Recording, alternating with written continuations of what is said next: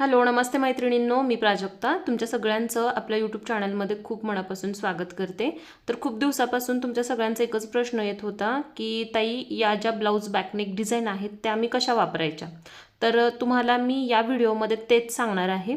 माझ्याकडे total 50 design आहेत, म्हणजे 50 शेप येतात तुम्हाला। त्यामध्ये 25 शेप येतात ते बोटनेकच्या डिझाईनचे येतात आणि 25 येतात ते डीप नेकचे येतात। याच्यामध्ये मी तुम्हाला थोडेफार दाखवत आहे बघा। खूप सुंदर कोरीव शेप आहेत आणि तुम्ही अगदी कमी वेळामध्ये आणि परफेक्ट शेपच्या डिझाईन तयार करू शकणार आहे आता ब्लाऊजमध्ये। त्यामुळे तुमचं जे डिझाईन करायचं जे टेन्शन आहे ना ते पूर्णपणे मी कमी केलेलं आहे। तर ऑर्डर करण्यासाठी स्क्रीनवरती मी तुम्हाला माझा व्हॉट्सअपचा नंबर दिलेला आहे, या नंबरवरती मला मेसेज करा, तुम्हाला सगळ्या डिटेल्स दिल्या जातील। खूप सुंदर डिझाईन आहेत आणि रियूज आहेत। तर बघा, आपण नेहमीप्रमाणे काय करतो, बॅक पार्टला अस्तर लावून घेत असतो। तर सेम तसंच मी अस्तर जे आहे ते जॉईंट करून घेतलेलं आहे आणि ही जी डिझाईन आहे ना ती मी तुम्हाला कॅनव्हासवरती कशी कट करायची आणि कशी शिलाई करायची हे दाखवते। तर इथे बघा फोल्ड पेपर घेतलेला आहे। जे काही आपलं मेजरमेंट आहे म्हणजे गळारुंदी साईजप्रमाणे 2, 2.25, 2.5 असेल ती गळारुंदी आपल्याला टाकून घ्यायची आहे। उंचीसुद्धा तुम्हाला तुमच्या आवडीप्रमाणे टाकायची आहे। तर उंची अधिक अर्धा इंच असं माप आपण ठेवत असतो, बरोबर आहे। आणि बॉक्स तयार करून घ्यायचा। आता इथंपर्यंत तर सेम पद्धत आहे, कारण कोणतंही डिझाईन करायचं म्हटलं तर आपण अशा पद्धतीचा बॉक्स तयार करून घेत असतो।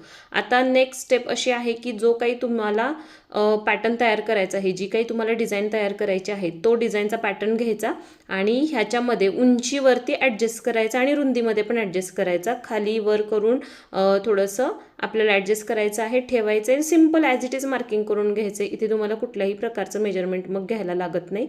कोणताही शेप तुम्ही घ्या आणि अशा पद्धतीमध्ये तो मार्किंग करून घ्या, ठीक आहे। साईडने आपल्याला काय करायचं आहे, 1 इंच नेहमीप्रमाणे वाढवून घ्यायचं आहे। खूप सोपं आहे, एका मिनिटामध्ये तुमचं डिझाईन तयार करून होणार आहे। आता किती कोरीव आहे, याचा शेप कसा देऊ, किती इंचवरती देऊ, ह्या सगळ्या टेन्शन घ्यायचं नाही आहे तुम्हाला।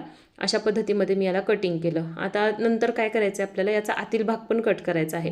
मी तुम्हाला 2 पद्धतीमध्ये डिझाईन शिकवते, एक पूर्ण कटिंग करून शिकवते, एक अखंड पेपरवरती शिकवते। अखंड करायचं असेल तर याचं मार्किंगला बॅक साईडला तुम्ही ट्रेस करून घ्या, मार्किंग अखंड होईल, शिलाई तुम्ही त्याच्यावरून करू शकता।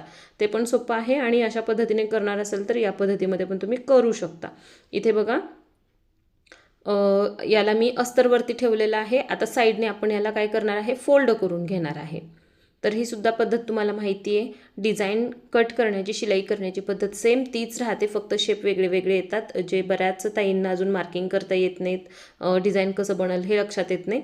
त्यामुळे हे तुमच्यासाठी खूप मी सोपं केलेलं आहे। बॅक पार्टला इथे मी काय केले बघा, अस्तर आहे ते जॉईंट करून घेतलेलं आहे आणि सरळ कपड्याच्या बाजूला फोल्ड करून मी लाईन मार्क करून घेतली आहे, सेंटर लाईन मार्क केली आहे। आता सेंटर लाईनला सेंटर लाईन मॅच करून ठेवायची आणि नेहमीप्रमाणे आपल्याला शिलाई करायची आहे। आता संपूर्ण कटिंग केलं असेल आतील भाग डिझाईनचा तर अगदी पेपरला चिटकून शिलाई करायची, पेपरवर करायची नाही। आणि याच पद्धतीमध्ये जर तुम्ही कटिंग करून शिलाई केलात ना तर शेप अजून छान येतात, कारण एक लेअर जो पेपरचा बनत असतो, जो आपण अखंड पेपरवरती शिलाई केल्यावर निघतो, तर तो इथे राहत नाही। त्यामुळे फोल्ड सहज होतं। बाकी जी तुम्हाला सोपी पद्धत वाटेल त्या पद्धतीमध्ये तुम्ही करू शकता। बघा, मी अगदी किनारीला चिटकून म्हणजे पेपरच्या किनारीने शिलाई केलेली आहे। आता आतील भाग याचा कट करायचा आहे। कट करताना सुद्धा जास्त कपडा ठेवायचा नाही, अगदी पाव इंचाचंच कापड ठेवून बाकीचं सगळं कट करायचं आहे। जेवढा जास्त कपडा ठेवाल तेवढं जास्त तुम्हाला फोल्डिंगमध्ये त्रास होत असतो।